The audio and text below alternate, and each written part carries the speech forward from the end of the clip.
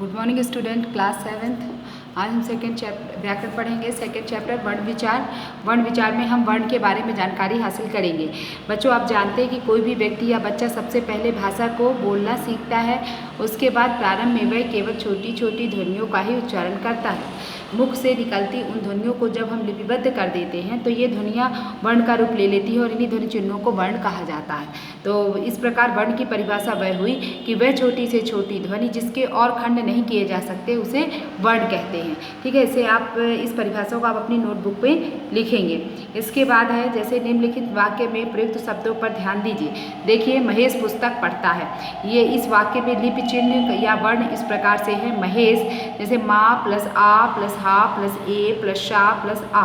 तो ये जो है तो इनको महेश के को अलग अलग करके लिखा गया है।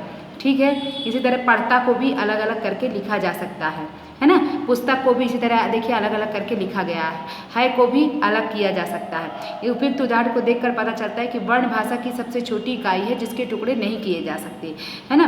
वर्ण की हिंदी भाषा में अक्षर भी कहते हैं। वर्ण को हिंदी भाषा में अक्षर भी कहते हैं। वर्ण की निम्नलिखित विशेषताएं होती है। वर्ण के टुकड़े नहीं किए जा सकते। वर्णों को अक्षर भी कहा जाता है। वर्ण उच्चारित ध्वनियों के लिखित रूप होते हैं और वर्णों के मेल से ही शब्द बनते हैं। वर्णमाला प्रत्येक भाषा के वर्णों का एक निश्चित क्रम होता है। वर्णों के इस क्रमबद्ध तथा व्यवस्थित समूह को वर्णमाला कहते हैं। क्रमबद्ध तथा व्यवस्थित, अंडरलाइन कर लीजिए, वर्णों के इस क्रमबद्ध तथा व्यवस्थित समूह को वर्णमाला कहते हैं। वर्णमाला किसे कहते हैं? वर्णों के इस क्रमबद्ध तथा व्यवस्थित समूह को वर्णमाला कहते हैं। हिंदी वर्णमाला में क्रमबद्ध वर्ण इस प्रकार से हैं। स्वर हैं, देखिए, छोटा आ बड़ा, छोटी ई बड़ी, छोटा ऊ बड़ा ऊ, ऋषि ए ओ औ। ये क्या कहलाए? स्वर कहलाए, व्यंजन कहलाते हैं। स्पर्श व्यंजन, स्पर्श व्यंजन में का वर्ग चा वर्ग व्यंजन को देखिए 5 भागों में बांटा गया। का वर्ग, चा वर्ग, टा वर्ग, ता वर्ग और पा वर्ग। तो इन वर्गों को कहा गया स्पर्श व्यंजन। ये व्यंजन क्या कहलाए? स्पर्श व्यंजन कहलाए। का खा गा घा अंगा, है ना। तो ये पांचों वर्ग जो है वो स्पर्श व्यंजन के अंतर्गत आते हैं। अंतःस्थ व्यंजन बीच वाले व्यंजन होते हैं, ना स्पर्श व्यंजन होते हैं और ना ऊष् व्यंजन होते हैं। अंतःस्थ और स्पर्श और ऊष्म के बीच वाले व्यंजन अंतःस्थ व्यंजन कहलाते हैं, जैसे या रा ला वा। इसी तरह देखिए ऊष्म व्यंजन कहलाते हैं स ख स ह। तो ये क्या कहलाते हैं? ऊष्म व्यंजन कहलाते हैं। इनमें मुख से ऊष्मा निकलती है, इसलिए इन्हें ऊष्म व्यंजन कहते हैं। संयुक्त व्यंजन छ त्र ज्ञ स्र, ये क्या कहलाते हैं? संयुक्त व्यंजन कहलाते हैं। अतिरिक्त व्यंजन ड में बिंदी और ढ में बिंदी, ड ढ। आगत वर्ण अ फा ज, ये क्या कहलाते हैं? आगत वर्ण है जो कि हमारी हिंदी भाषा में आ गए हैं। अयोगवाह अनुस्वार अंग को क्या कहते हैं? योगवाह कहते हैं। अयोगवाह अनुस्वार को अंग और अनुनासिक को अंग कहा जाता है। विसर्ग आहा को कहा जाता है।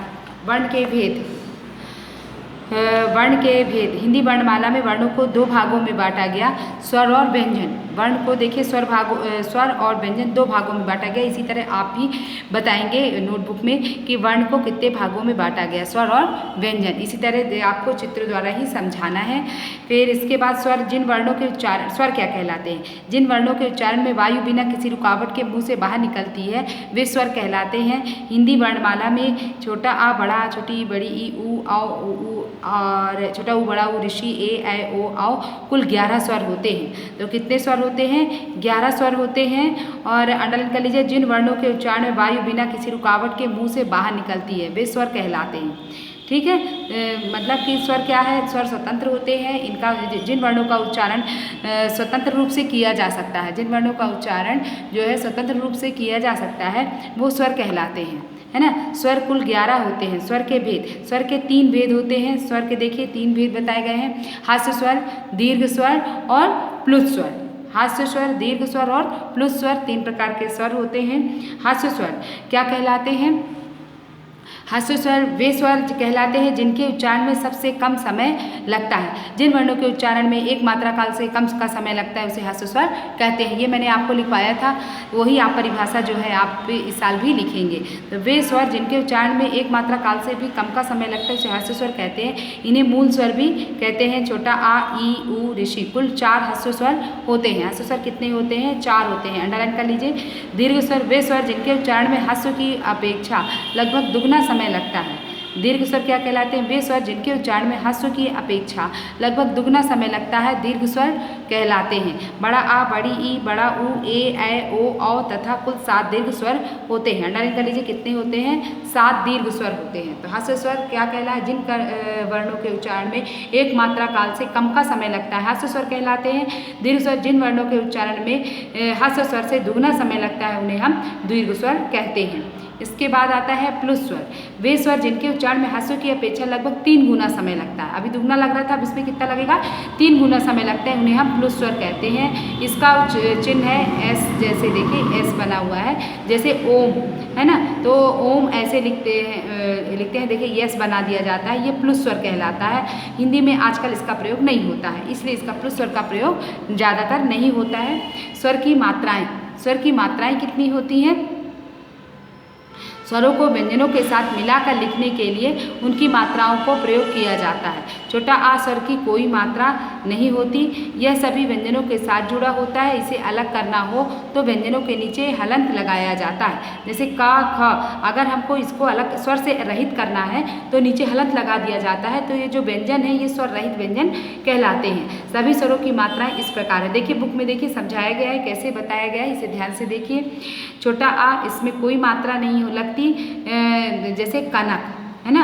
बड़ा आ में देखिए डंडा होता है और का, आधा का और प्लस बड़ा आ, तो क्या बन गया? का। तो शब्द क्या बना? कार। जैसे ई, छोटी ई की मात्रा देखिए, फिर का में छोटी प्लस ई, की, तो क्या बन गया? इसमें वाक्य क्या बना? किसान।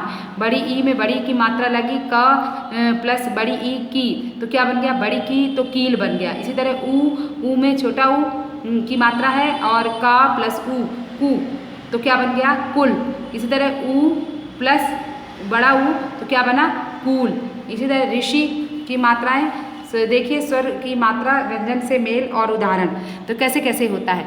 तो ऋषि की मात्रा ये कहलाई, का में ऋषि की मात्रा लगी तो क्रा बना और कृषि बन गया।